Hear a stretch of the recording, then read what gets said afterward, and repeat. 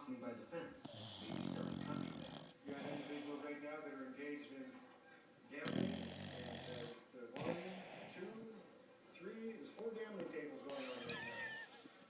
But that's not where the Brotherhood's real money is made. You want to remember that the vast majority of people in here are addicts, drug addicts.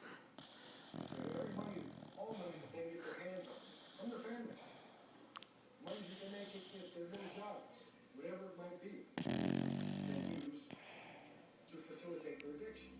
The price of addiction can be steep.